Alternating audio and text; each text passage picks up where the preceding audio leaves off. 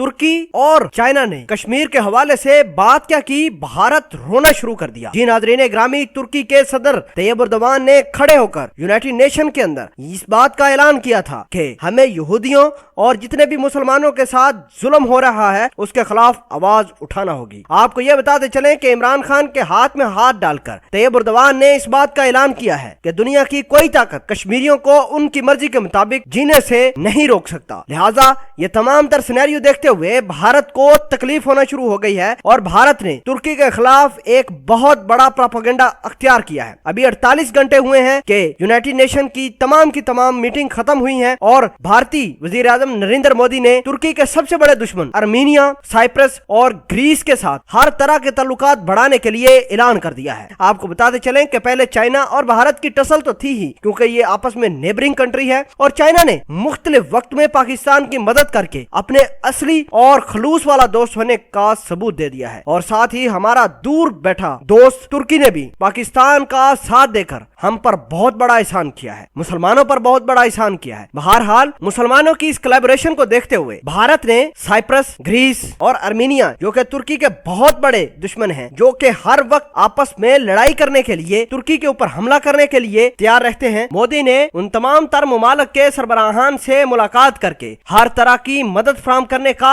ऐलान किया है। आपको ये बताते चले कि मोदी सरकार ये कहती होगी आर्मीनिया, साइप्रस और ग्रीस के सरबराहान से कि आप बेशक जब मर्जी तुर्की के ऊपर हमला करें, तुर्की के ऊपर जो मर्जी कर दें, हम आपको फुल सपोर्ट देंगे। मोदी ने जो मीटिंग की है, अलामिया ये जारी हुआ है कि किसी किस्म की इनको अगर मदद चाहिए होगी तुर्की के खिलाफ तो वो इंडिया प्रोवाइड करेगा। आपको ये बताते चलें कि चाइना ने पहले ही कहा था कि वो पाकिस्तान का किसी हाल में साथ नहीं छोड़ सकता। बहरहाल आपको ये बताते चलें कि तुर्की के खिलाफ अब बहुत बड़ी डेवलपमेंट हुई है। भारत के वजीर आजम नरेंद्र मोदी जाकर खुद साइप्रस, ग्रीस और आर्मीनिया के वजीर आजमों से जाकर मिलकर और तमाम तर प्रोपेगेंडे को तरतीब दिया है। 48 घंटे की सबसे बड़ी ये न्यूज आपके साथ शेयर कर रहे हैं ताकि आप लोगों को इन्फॉर्म हो जाए कि तुर्की के खिलाफ भारत अब क्या करने वाला है। साथ ही भारत ने इस बात का ऐलान किया है कि पिछले दिहाइयों में साइप्रस पर जो अटैक किया था तुर्की ने, तो तुर्की ने कब्जा किया था साइप्रस की जमीन पर तकरीबन 40%। भारत ने कहा है कि वो यूनाइटेड नेशन के आइंदा आने वाले कोलैबोरेशन में, आइंदा आने वाले इजलासों में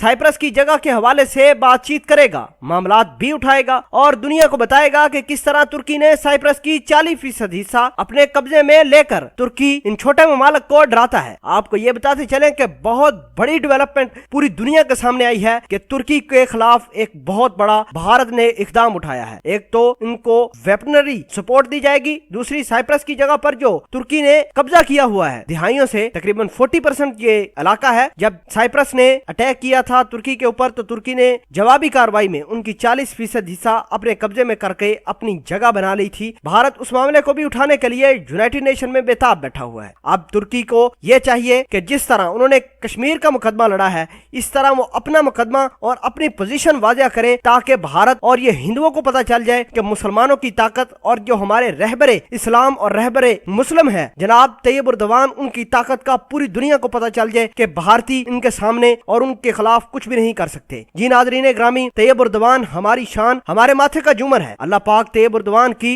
लंबी उम्र करे, आमीन।